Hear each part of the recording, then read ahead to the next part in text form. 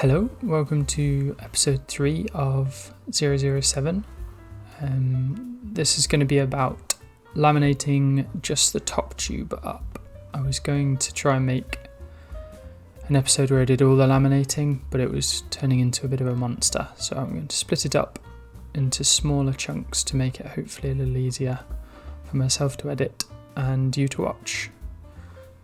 So for the top tube, I've made it using roll wrapping, which is a pretty common way to make tubular shapes in composites, and it involves this pink thing here, which is the mandrel, and it is often made out of steel with a chrome finish or aluminium or stainless, but I've had to 3D print mine because metal is expensive and metalworking is expensive. But these work, they just can't see high temperatures. So I'm giving it a coat of wax here. I've done a few pulls on this mandrel before, so it's already got a good release on it. I'm just adding one more and polishing it off to make sure the mould's all clean. So I've got my resin and my brush ready there. And I will just mark on the end of the mandrel where I've written down from the CAD where I need to start all the material from. For this layup, I'm going to begin with a twill weave in 090. So in this situation, 0 will be 0 degrees on the axis of the tube, and then 90 degrees will be 90 degrees to the axis of the tube. The 0 degrees will add the sort of on-axis strength to the tube, the stuff that we mainly want in a bike tube. And then the 90 degree fibres will act just directly as hoop strength fibres, so they'll stop the tube from collapsing in on itself under pressure if you were to grab your hand around it or tie a strap around it, and they also stop it blowing apart, as it were. It's not something that you see not a load that you see particularly often with bicycle tubes, but if you imagine you had something inside of it trying to push out, and that's what the 90 degree helps with as well. So this twill weave here will be doing a lot of that work. Having it as the first layer here means it will go on the inside of the tube, and you'll see as I progress through the layout that I have a 090 twill weave inside, and then I go with a plus/minus 45 on the outside, so I'm sandwiching all the unidirectional within 2 woven layers, which sort of keep it all contained. My process differs quite a lot to conventional roll wrapping. Conventional roll wrapping is usually done on a table with pre-preg and stuff, so they may start by having a small tackifier, I've seen it called in places I've worked, which is just a kind of thin down, 1 part resin, tacky something. I never really know the exact chemical makeup of it, but it's sticky glue, and that just can allow the first little layer of pre-preg to stick on, and then they will often come through with a literal household iron, clothes iron, and just run it along the edge, which just warms up a bit of the pre-preg resin and gets everything to stick. But obviously I can't take advantage of that, so I have to lay down a coat of resin to start with and then try and get everything to stick to it. So that's why I'm sort of pushing it and following it over carefully. Once that's done, it would go into a roll wrapping table, which is 2 platens that come down and sandwich the part in between it, and then they roll over each other. There's some pretty good videos around which show that process exactly. But again, none of this can be used for my process because it all just kind of gums up and stuff. A lot of that stuff relies quite heavily on the nature of pre-preg. So I'm making it work with what I've got. and I think I've got the process to a pretty nice refinement at this point. You'll notice I'm using these pink washing up marigold gloves. I picked them up to try them out to see if I could maybe make some sort of reusable gloves, because it annoys me how many gloves I go through. But the verdict was no, not really. You lose a lot of dexterity in these, and you can't wash every last bit of resin off them, so it just worried me that there'd be rubbish on these gloves for the next layup. But I've kept them around and use them for when I'm washing my tools or doing something, say like waxing a part or something, where I'd go through loads of gloves. But yeah, you got to try new things. So that's the first layer of uni going on there, and you can see I had the twill down and I went through and wetted it out carefully and stuff, trying not to distort it too much. Then I laid down this piece of uni with and just squished it down again, and then I can wet it down a bit more haphazardly with the uni, because as long as I keep going in that 0 degree direction, it's quite hard to disturb the fibres. The moment you go like 90 degrees, you start just making a horrible mess of the fibres, which you might catch me doing by mistake once or twice with this layup. But you can see I'm just pushing everything down in the direction of the fibres to try and get everything nice. And as I roll it round, I'm trying to pull on these little binding threads that they've got on this particular uni, because they're obviously going 90 degrees to the direction of the uni, and I can pull on them just a little bit to try and get it all down. It'd be nice to have a lot more compression during this stage, but I will show you how I combat some of these issues in a moment.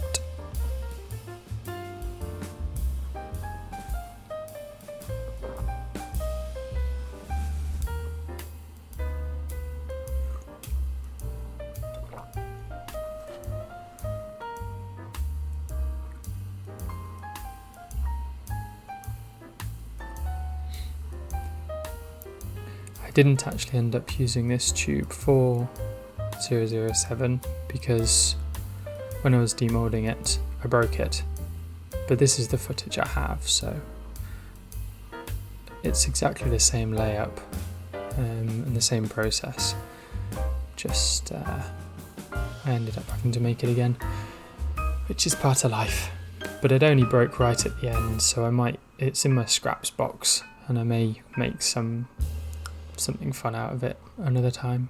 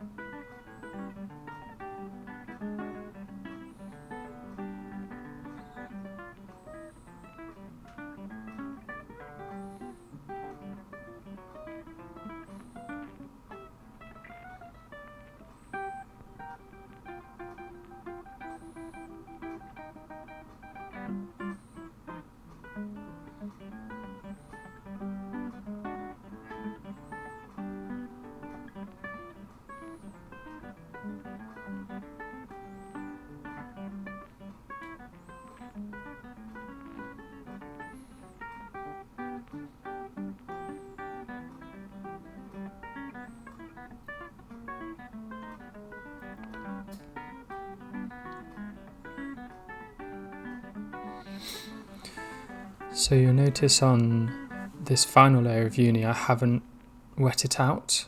You can see it's still looking pretty dry. So what I'm doing at this point is I'm just coming through and doing a kind of debulk wrap.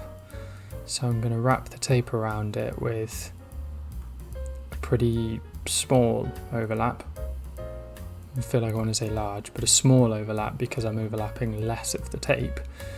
Probably only like 50% of the tape overlap, and just a quick run over it. And then I'll leave this for about 10 or 15 minutes, as long as I reasonably can without letting the resin go weird, because I have got fast hardener in this one. And this will debulk it and help to squish a lot of these layers down before I come through on the final ±45 layer, which is also the cosmetic layer. So if you don't know what debulking is commonly used in lots of composites really. You can use it on a dry infusion stack, you can do it halfway through a pre-preg stack if it's a complex layup or there's lots of stuff going on, but you would often do it with a vacuum bag into a mould and leave it for a while, as long as you feasibly can within production requirements or resin or whatever it may be requirements. And the idea is that you're sort of just trying to get everything to compact as you go, because the more layers you add to the stack, the more air is going to be between each individual layer, and the more friction between all of these different parts. Can't think of a good example, but if you're trying to press, say, two sheets of paper into a right angle corner, it wouldn't be too bad. You just press them in and they go. But if you're trying to squish 10 layers of paper all in one go from completely flat into that right angle corner, it'd be quite difficult and you'd probably never get it perfect. But if you progressively did each layer and then came in and sort of put it under a vacuum bag or squished it with like another right angle tool into it every 3 or 4 layers or whatever, that would help a lot. I don't know if that helps to visualize what debulking is. But you can see as I go along here that there's a sort of front of stuff expanding at the edge of the tape, and that's because that's a really good way to visualize how much it may look like I've squished it well by hand, but actually once you get the uniform tape pressure on it, you can see how much air is coming out of it, and a lot of that is actually resin kind of building up in a kind of a front underneath everything, and it finds it quite hard to escape from the uni, because uni is quite awkward with the way resin flows through it. It won't permeate it too well, and it just doesn't play so nice for flowing resin. So this is why another reason why the debulk's quite good, because I'm squishing down a pretty much dry piece of fabric here, which is just tacked on with the resin beneath it, and this debulk will also draw some of the resin through and allow me to end up putting less resin on for the next and final layer, which means I have less sloppy resin going everywhere, causing everything to slip too much, because you want enough slip to compact everything but not too much slip that it's sort of going everywhere. And that's something that pre-preg obviously has a massive benefit of, because all of this getting the right amount of resin that I'm talking about is already done for you. There's the right amount of resin and just a tiny little bit more in pre-preg. So yeah, I'll let that finish there, and then I'll come back after this cut in 10 or 15 minutes, and then I can just whiz it off nice and easy. And you can see that the surface of that layer of uni there has changed quite a lot and got a couple of bits of saturation in it, which is where it sort of pulled a lot of it through.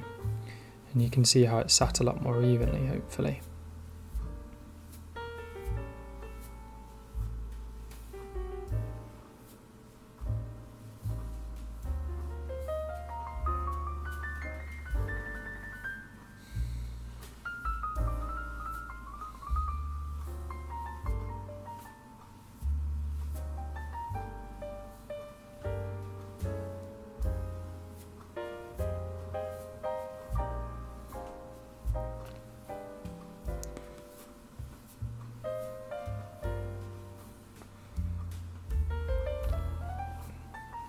was just carefully giving the resin a bit of a move around again and getting any skin or anything that had formed to move away, and making sure that the brush didn't have any weird bits on it, because this is the final layer now and I want it to be nice. You can see I'm going with a lot less resin than I did on the previous few layers as well, because there is resin already pulled through in a lot of this and I don't want to disturb it too much, so I'm just trying to lightly saturate it.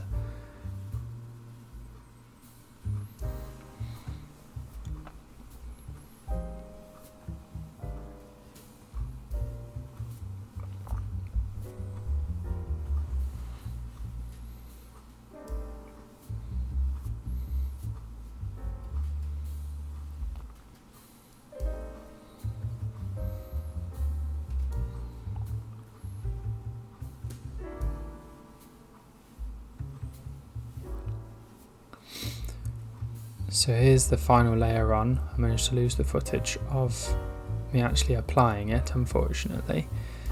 But if you look closely, you can see that that weave has that kind of herringbone pattern or whatever it is that everyone loves for carbon fibre, which is because it's at a plus minus 45 now relative to the axis of the tube. And on this tape, I'm going to do a lot bigger overlap. So there's going to be a lot more of the tape running over, which in a second I'll move the camera and you'll be able to see what I'm talking about with the overlap a lot more.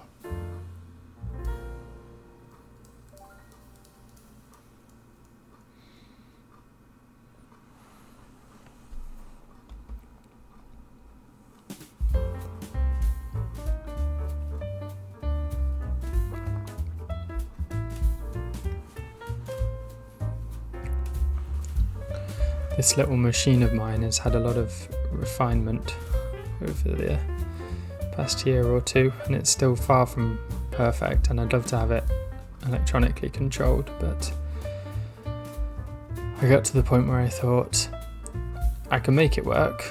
It just requires a bit of patience and concentration, so that will do for now.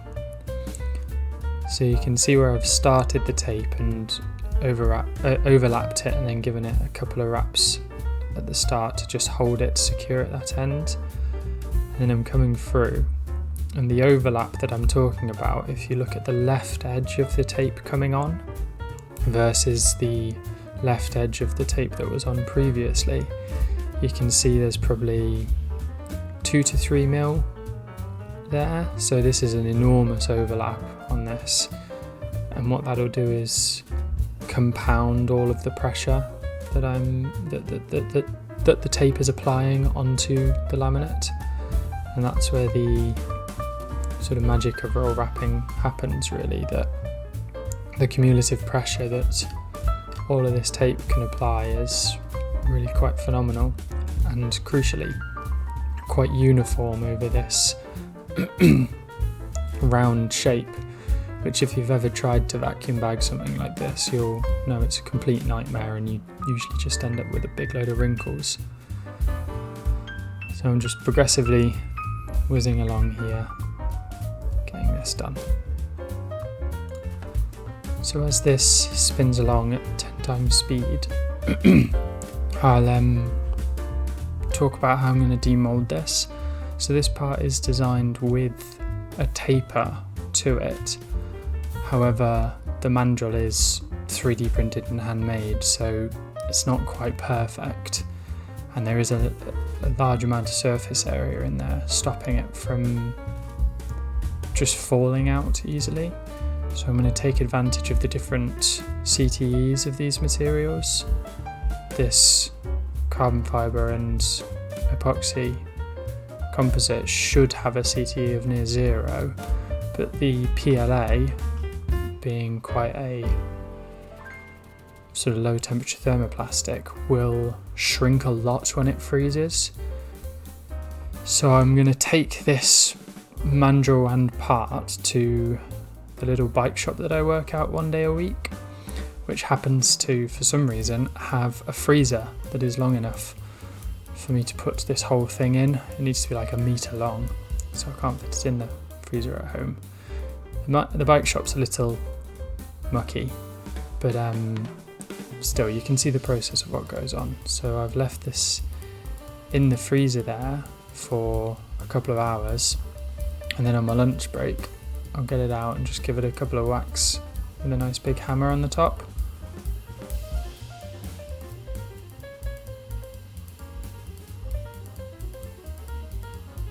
And there it goes. And that's how the part comes off.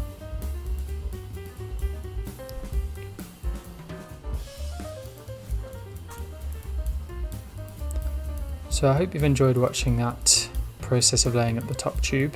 It's much the same for the down tube, it's just a bigger mandrel and a bit of a different layup. Put a few more sort of 45-degree, well, not more, just actually put some 45-degree unidirectional bits in, which helps massively with the twist resistance of that tube, because the down tube sees a lot more twisting than the top tube. I use this process as well for the seat tube insert for receiving the seat post, because it's great for making something with a guaranteed internal dimension as opposed to an external dimension that I'd get from other processes. I use it for the bottom bracket, obviously, to get a nice 46mm press fit for that, most of which was in that initial picture at the start. So next episode I'll probably do more of the sort of lug joint section layups, and that involves vacuum bags and bladders and 2 and 3 part moulds, which is a very different type of laminating, but hopefully I'll have that uploaded soon. Thanks for watching.